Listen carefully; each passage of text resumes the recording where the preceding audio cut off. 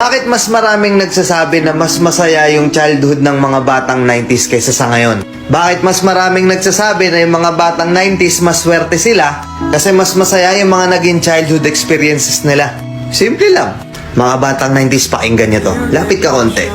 Nung panahon natin, hindi pa uso cellphone. Hindi pa uso yung puro Mobile Legends. Naglalaro ka sa cellphone, manonood ka sa cellphone. Lahat ng laro natin nung bata tayo, puro physical. Naalala mo pa ba yung lalabas ka sa hapon para lang makipaglaro sa mga kaibigan mo? Yung tipong nababadtrip ka na kasi nabuburot ka na sa laro. Pero tuloy ka pa rin kasi masaya ka makipaglaro sa kanila. Yung tipong lalabas ka ng alas 3 ng hapon hanggang alas 6, hindi ka na pwedeng magpagabi kasi mapapalo ka. Pero yung maiksing oras na yun para makapaglaro ka, pakiramdam mo ang haba-haba na. Naalala mo pa ba?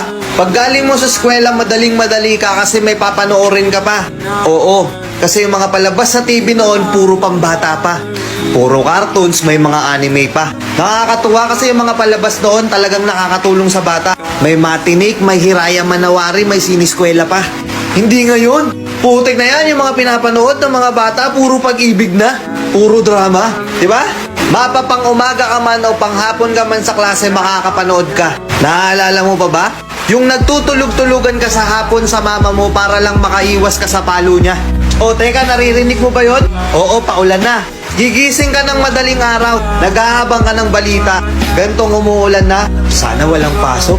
Yung tipong kahit hindi pa nag-a-announce sa balita, pag lumakas yung ulan ng ganyan, anak, huwag ka nang pumasok. Manood ka na lang sa TV ha. Makikipagtampisaw ka sa ulan kasama ibang mga bata. Nakakamiss yung mga panahong wala ka pang pinoproblema. Nakakamiss yung mga panahong wala ka pang responsibilidad at obligasyon. Nakakamiss yung mga panahon nung ikaw ay bata pa. Pero napapansin ko, bakit hindi ko na nakikita yung mga ganong klaseng bata? Sa tuwing lumalabas ako, napapansin ko napakatahimik na ng iskinita.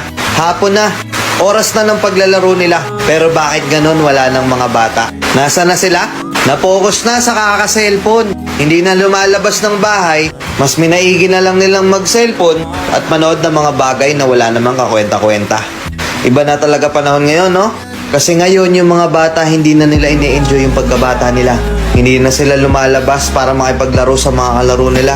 Nagbabago na talaga yung takbo ng mundo, di ba? Kaya kung ako tatanungin, oo, masaya ako na naging parte ako ng batang 90s na to. Kahit isa rin ako dun sa mga batang napapalo dahil sa sobrang kakulitan ko, hindi ko pinagsisihan yung mga memories ng mga panahong masaya pa akong nakikipaglaro sa mga kaibigan ko. At alam kong ganun din kayo. Mga batang 90s dyan, huy! Alam kong naandyan pa sa puso nyo yung inner child nyo. Tatanungin ko kayo, mas masaya nga ba talaga yung mga panahong hindi pa sikat yung teknolohiya sa mundo?